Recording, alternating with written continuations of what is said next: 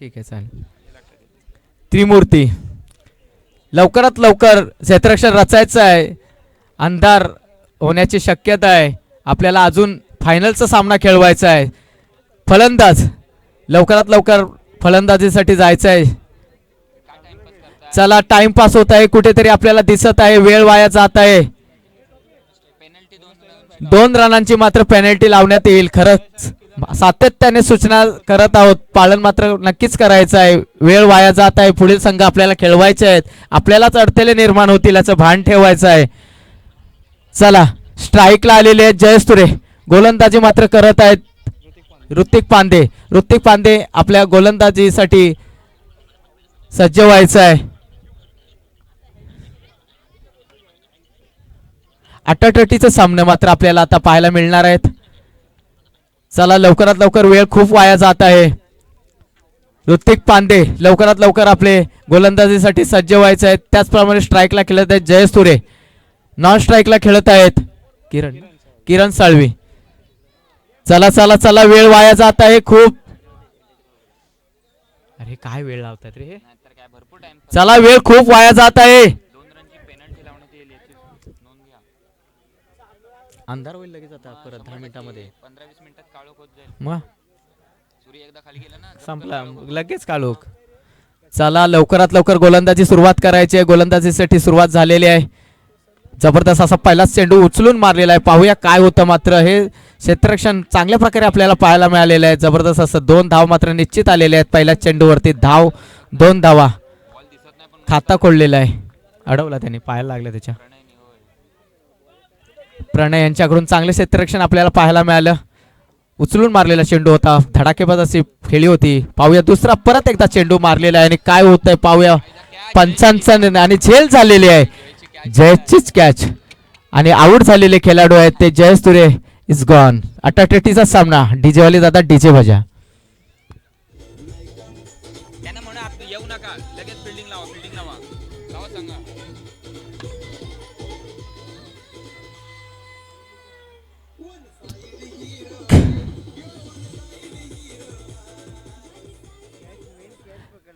चला चला क्षेत्ररक्षण आपली जागा सोडायची नाही. कुठे जवळ एकामेकाच्या जवळ जायचं नाही. वेळ वाया जात आहे. चला क्षेत्ररक्षण जागच्या जागी थांबायचं आहे. चला फटाफट सामन्याला सुरुवात करायची आहे. स्ट्राईक साठी गेलेले आहेत ते रुपेश तुरे गोलंदाजी करत आहेत ते ऋतिक पांदे. पाहूया चांगल्या प्रकारे गोलंदाजी. चांगल्या पद्धतीचे हे मात्र आपल्याला गोलंदाजी पाहायला मिळत आहे ऋतिक पांदे यांच्याकडून.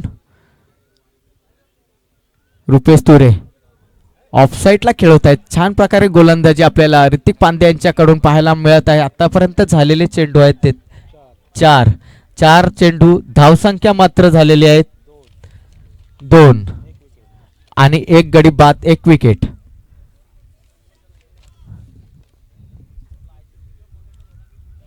जबरदस्त अशी गोलंदाजी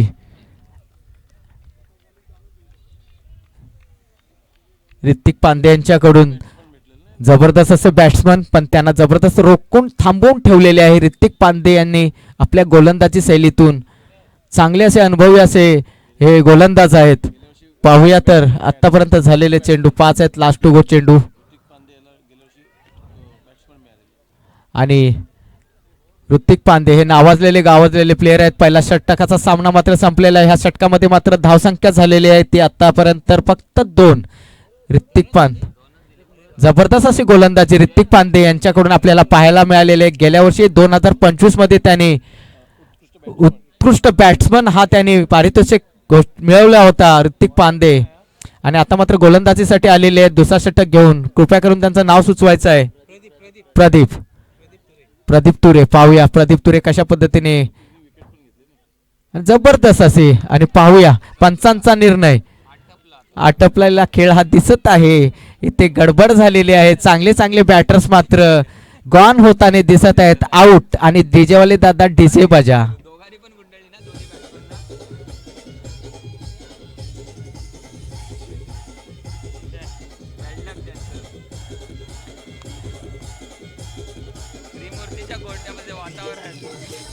आनंद त्रिमूर्तीच्या गोट्यात खुश झाले संघ मला तिघ जण त्रिमूर्ती त्रिमूर्ती मात्र आनंदामध्ये.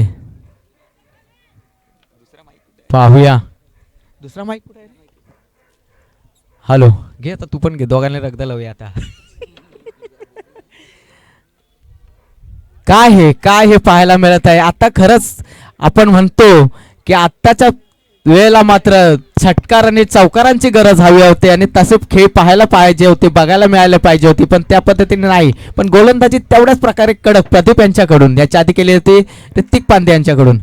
आणि काय ही खेळी मात्र ज्या पद्धती पाहिजे त्या पद्धतीची नाही आहे. कर उचल लगेच उचल. मी बोलत या ठिकाणी त्रिमूर्तीचे संघ मालक अमोल थोरे, शशिकांत कानसरे आणि संदेश थोरे यांच्या चेहऱ्यावरती आनंदाचं वातावरण पाहायला मिळतंय. कारण महत्वाचे असे दोन फलंदाज किरण साळवी आणि जयेश तुरे हे पॅव्हिलियनकडे परतलेले आहेत. त्यामुळे आनंदाचं वातावरण त्रिमूर्तीच्या गोट्यामध्ये आपल्याला पाहायला मिळतंय. आणि जबरदस्त उत्तुंग मारलेला फटका पाहूया. झेल होते काय मात्र झेल कडक कशी झेल आणि जबरदस्त असं क्षेत्ररक्षण मस्तपैकी झेल. आणि खरंच छान प्रकारे क्षेत्ररक्षण त्यांचं कौतुक केलं पाहिजे. त्यांच्यासाठी मात्र डीजे वाजला पाहिजे. आहे झेलसाठी डीजे वाले दादा डीजे वाजा. आणि पाण्याची व्यवस्था केली पाहिजे. पाणी घेऊन जा कृपया करून, त्यांच्यासाठी पाणी घेऊन जा. खरंच चांगल्या प्रकारे त्यांनी झेल घेतलेले आहेत. त्यांना थोडीशी दुखापत झालेली आहे. त्रिमूर्तीचे सर्वच फलंदाज जिंकण्यासाठी जीवाची बाजी लावतायत. आपल्या संघाला या स्पर्धेच्या अंतिम सामन्यामध्ये नेण्याचं जे स्वप्न आहे ते पुरे करण्यासाठी पुरेपूर प्रयत्न केले जात आहेत. त्रिमूर्ती संघाच्या प्रत्येक खेळाडू खरोखर दाद द्यावी लागेल. चला चला लवकर क्षेत्ररक्षण लावून घ्या, वेळ घालू नका. आपल्याला अंतिम सामना यानंतर खेळवायचा आहे. नाही नाही झालं झालं ओके. चला हा मात्र सेमीफायनलचा सामना मला वाटत आहे जितेंद्र. पण आपल्याला ज्या पद्धतीने बघायचं त्या पद्धतीने आपल्याला हा खेळी आपल्याला पाहायला मिळत नाही. तर तुम्ही काय म्हणू शकता याच्यावरती? नाही नक्कीच, कारण एक दबाव असतो ज्या वेळेला आपण सेमीफायनल खेळतोय त्यावेळेला दोन्ही संघ समोरासमोर अनेक संघांवर मात करून आलेले असतात आणि त्याचा दबाव कुठेतरी आपल्याला या ठिकाणी MS स्ट्रायकर या संघावर दिसला आणि त्या दबावाखालीच त्यांनी आपल्या विकेट टाकल्या असं म्हणावं लागेल.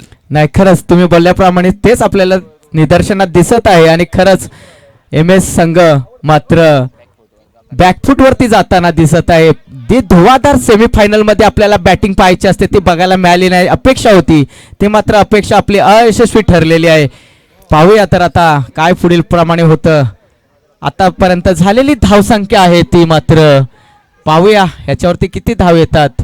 आलेल्या आहेत त्या 2 धावा. या 2 धावेवरच धावसंख्या झालेली असेल ती मात्र 8.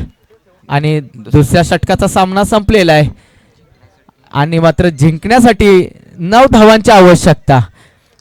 आणि मला वाटत आहे जितेंद्र ही मात्र सेमीफायनलचा सामना म्हणजे धडाकेबाज व्हायला पाहिजे होता, थरथराट असा व्हायला पाहिजे होता. पण हा काही असं न होता मात्र हा स्लो मोशन झालेला आहे. आणि त्रिमूर्ती संघाबद्दल सांगायचं झालं तर त्यांच्याकडे महत्वाचे असे 2 यंगस्टार गोलंदाज आहेत. एक ऋतिक पांडे आणि प्रदीप तुरे. हे दोन्ही गोलंदाज चांगल्या फॉर्म मध्ये होते. त्यांनी अनेक सामन्यांमध्ये चांगली गोलंदाजी केली होती. आणि MS स्ट्रायकर या संघाचे जे फलंदाज आहेत त्यांचे वीक पॉइंट देखील या दोन्ही खेळाडूने ओळखले होते. आणि तशाच पद्धतीची गोलंदाजी करून या दोन्ही खेळाडूंना त्यांनी प्रत्येकी ओव्हरमध्ये टिपलं आणि त्याचाच फटका MS स्ट्रायकर या संघाला मिळाला. आणि त्रिमूर्ती संघ हा त्याचा ऍडव्हान्टेज घेऊन या संपूर्ण सामन्यामध्ये त्यांनी आपलं वजन किंवा प्रस्ताव स्थापित केलेला दिसतोय. खरंच छान प्रकारे मात्र ही गोलंदाजी या 2 गोलंदाजांकडून आपल्याला पाहायला मिळेल. खरंच त्यांचं कौतुक करू तेवढं कमीच आहे आणि खरंच त्यांच्यासाठी त्यांचं स्वागत झालंच पाहिजे. त्रिमूर्तीचे मालक देखील खुश आहेत. याच्यामध्ये अमोल थोरे, संदेश थोरे, त्याचबरोबर शशिकांत कानसरे. ही त्रिमूर्ती खास दापोलीवरून अर्थातच टाळसुरे गावावरून या ठिकाणी कालच्या प्रवास करून या ठिकाणी मैदानात आलेले आणि आपल्या खेळाडूंना प्रोत्साहन देण्याचं काम निश्चितच या संघ मालकांकडून देखील पाहायला मिळालं. ज्या काही चुका झाल्या त्या चुका त्या खेळाडूंना त्यांनी चांगल्या पद्धतीने सुधारण्यासाठी मदत केली आणि त्याचाच ऍडव्हान्टेज त्यांना आता या सेमीफायनल मध्ये दिसतोय. आणि यशाच्या दिशेने ते सरसावत दिसत आहेत आपल्याला, चांगली गोष्ट आहे. परंतु पाहूया काही चमत्कार होऊ शकतं. इकडे गोलंदाज त्याच प्रहरी आहेत किरण, ते किरण कधी कसेही पाडू शकतात, समोरच्या डोळ्यावरती प्रभाव पाडू शकतात, असे किरण साळवी गोलंदाज आहेत. निश्चितच निलेश दादा, आपण जर पाहिलं तर हा क्रिकेटचा खेळ हा कधी बदलू शकतो, कुठल्याही चेंडूवरती हा गेम बदलू शकतो आणि ती किमया निश्चितच किरण करू शकतो का पाहूया. या सामन्यामध्ये आपण पहिल्या चेंडूवरती जोरदार प्रहार केला आणि काहीसं मिसफिल्ड आपल्याला दिसतंय आणि हा चौकार जातोय. नक्कीच 4 धावा मिळत आहेत त्या त्रिमूर्ती फायटर संघाला. जबरदस्त असा चौकार, पंचांचा निर्णय चौकार, आणि खरंच या चौकारा बरोबरच वाजू दे डीजे.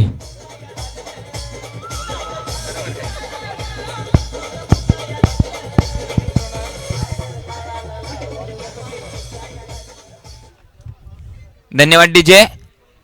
हा काहीसा एकतर्फी चाललेला सामना पाहायला मिळतोय. सेमीफायनलचा सामना आहे आणि 9 धावांचं केवळ उद्दिष्ट त्रिमूर्ती सारख्या एका मोठ्या संघाला MS स्ट्रायकर या संघाने दिलेलं आहे आणि हे आव्हान किती चेंडू राखून जिंकतोय त्रिमूर्ती संघ हेच पाहणं आता आपल्या काही क्षणातच कळणार आहे. आता मात्र 10 चेंडू आणि 4 धावांची आवश्यकता. पाहूया काय चमत्कार होऊ शकतं का. चमत्कार होणं अशक्यच आहे. किरण सावले आटोक्याउट मध्ये प्रयत्न करत आहेत. तुम्हाला काय वाटतंय जितेंद्र?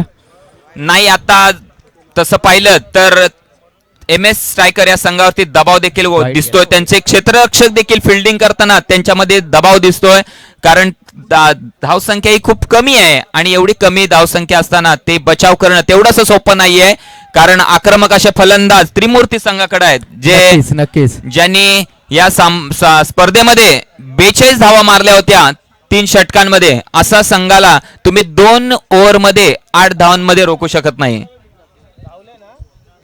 धाव पंचांचा काय निर्णय? धाव आली का? एक धाव आलेली आहे. धाव संख्या आतापर्यंत पोहोचलेली आहे ती 7. आवश्यकता